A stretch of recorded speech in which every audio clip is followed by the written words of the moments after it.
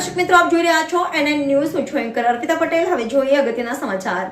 વ્યક્તિ પોતે જ પોતાના શરીરના પ્રથમ વૈદ્ય છે. Thus there thought. વ્યક્તિના સુખી જીવન માટે મહત્વનો આધાર નિરોગી શરીર છે.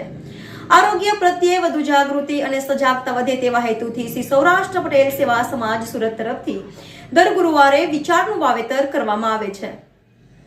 હેલ્થ, વેલ્થ અને હેપીનેસને કેન્દ્રમાં રાખી થર્સડે થોટ કાર્યક્રમનું આયોજન થાય છે. તારીખ 8મી ફેબ્રુઆરી અને ગુરુવારે શહેરના જાણીતા જનરલ પ્રેક્ટિશનર ડોક્ટર નનુભાઈ હરખાણીની ઉપસ્થિતિમાં યોજાયેલ 47મા કાર્યક્રમમાં શ્રી કાનજીભાઈ ભાલાળાએ જણાવ્યું હતું કે માણસે કેટલું જીવવું છે અને કેવું જીવવું છે તેનો મુખ્ય આધાર પોતાનું શરીર છે.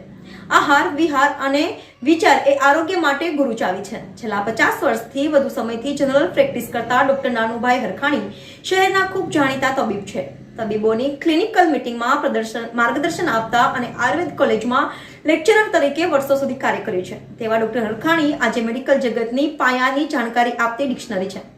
શ્રી સૌરાષ્ટ્ર પટેલ સેવા સમાજ સુરત તરફથી ટૂંક સમયમાં બહેનો માટે કિરણ મહિલા ભવન નિર્માણ માટે ભૂમિપૂજન થનાર છે. ત્યારે ટ્રસ્ટી દાતા પરિવારમાંથી મનસુખભાઈ ભાલાળા તથા તેમના ધર્મપત્ની પ્રભાબેને મહિલા હોસ્ટેલ માટે આર્થિક સહયોગ જાહેર કર્યો છે. ચક્ષુદાન માટે સરાહનીય કાર્ય કરનાર ડોક્ટર પ્રફુલભાઈ શિરોયાની ઓળખાણ જ નેત્રદાન માટે કાર્ય કરતા તબીબ તરીકેની છે. રેડક્રોસ સોસાયટી તથા હોમગાર્ડ્સમાં ખૂબ સારી સેવા આપી છે. રેડક્રોસ બ્લડ બેંકના સ્થાપક અને નેત્રદાન તથા દેહદાન માટે શ્રેષ્ઠ કાર્ય કરવા બદલ શ્રી સૌરાષ્ટ્ર પટેલ સેવા સમાજ તરફથી તેમનું વિશેષ અભિવાદન કરવામાં આવ્યું હતું. છેલ્લા 1 વર્ષથી નિયમિત ચાલતા વિચારોના વાવેતર કાર્યક્રમમાં મોટી સંખ્યામાં લોકો આવે છે. સમગ્ર કાર્યક્રમની વ્યવસ્થા યુવા ટીમે સંભાળી છે. ગત ગુરુવારનો વિચાર મનીષાબેન રામાણીએ રજૂ કર્યો હતો. સમગ્ર કાર્યક્રમનું સંચાલન અંકિત બુટાણીએ કર્યું હતું. રિપોર્ટર નૈતિક રેશમવાળા, NN ન્યૂઝ, સુરત.